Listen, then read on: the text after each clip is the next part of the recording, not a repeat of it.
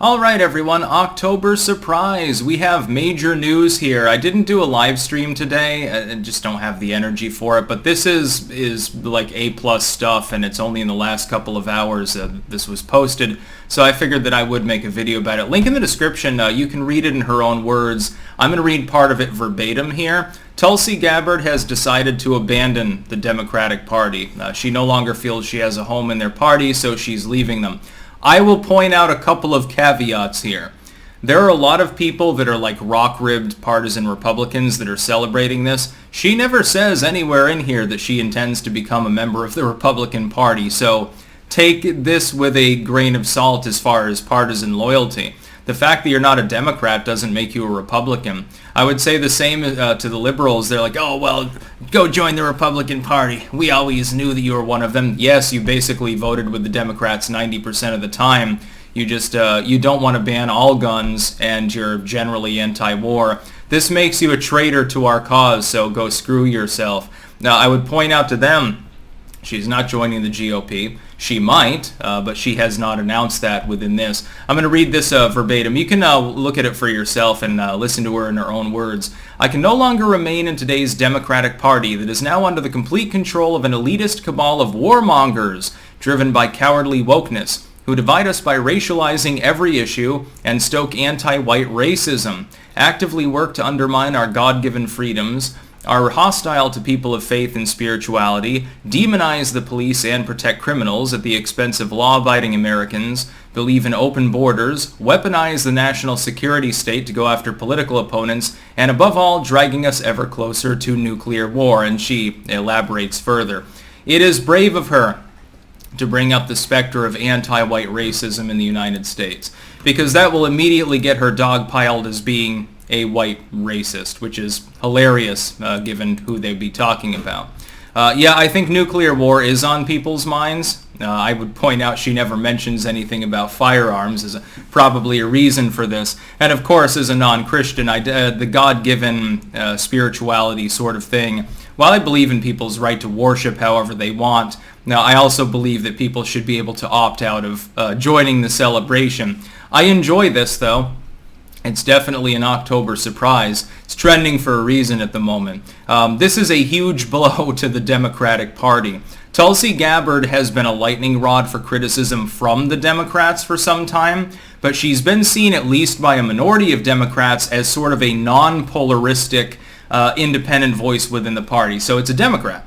But it's not a Democrat that believes in wokeness, that believes in, giving Ukraine nuclear weapons or whatever. It's a non-polarizing figure, at least among Democrats. Maybe among the population, not so much, but within the context of a partisan political movement, you do have to have people that dissent from the party line. Otherwise, you've devolved into a cult.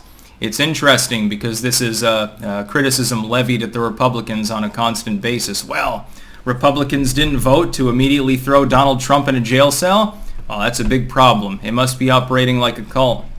There's one telling part here. The weaponizing the national security state to go after political opponents part, what do you think that has to do with? Could it be Donald Trump? Could it be people associated with Donald Trump? Could it, et cetera, et cetera? It's fairly obvious what she's referring to. Again, she goes on further. I would point out, as far as Gabbard and her political ambitions, it's sort of like a rat fleeing a sinking ship. She realizes the Democrats will lose in the midterms. That's number one. She's therefore separating herself from the party as it sinks into ignominious and inglorious defeat, which it will do. They will lose the House of Representatives in the midterms. They're now slated by multiple reasonably nonpartisan polling firms to lose the Senate, to lose the gubernatorial bids that they're contesting by 2 or 3 points, potentially, 2 or 3 seats, rather. That's fairly significant. She wants a political career. She's in her 40s. She's reasonably well-liked by independent voters. Not starting a nuclear war tends to be popular. And on that token, I would like to point something out. It reminds me a lot of the Iraq War era. There were a handful of people that regardless of whether you think that it's genuine or not, like, oh my God, think of, people's lives and stuff. I don't want everyone to get fried. Don't even think about the morality of it, because within politics, you have to divorce that morality, etc., from pure reality that is being portrayed to the public.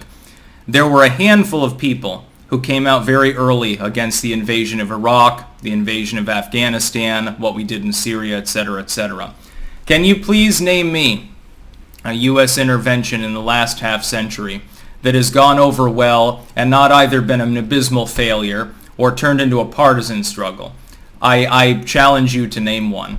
The fact is that Tulsi Gabbard understands history well enough to know that the current conflict in Ukraine, in retrospect, regardless of what happens, Ukrainians push the Russians out, the Russians annex part of East Ukraine, there's a nuclear conflict, there's a rapprochement. No matter what happens, it's not going to be good for the United States and its diplomacy.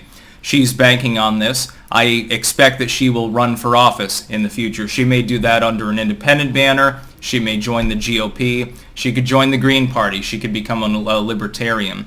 But she has decided that the Democrats have gone so far left that they hate people like her for simply not having 100% the same platform as the mainline party.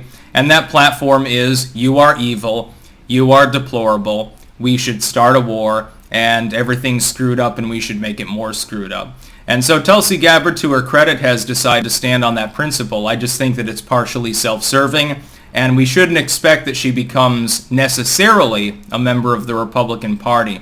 Although, if she were to listen to the liberal constituents that now hate her for saying that she's leaving that particular Dem plantation, I guess if she takes their advice, she would become a Republican. They're saying, yeah, well, good riddance. We won't miss you. Don't let the door hit you on the way out. Trust me, Tulsi Gabbard has enough independent support that this is really going to goddamn sting the Democratic Party. They'll see. Come the midterm results, a little bit of that will be the result of Tulsi Gabbard leaving them behind high and dry. That's about all. Peace out.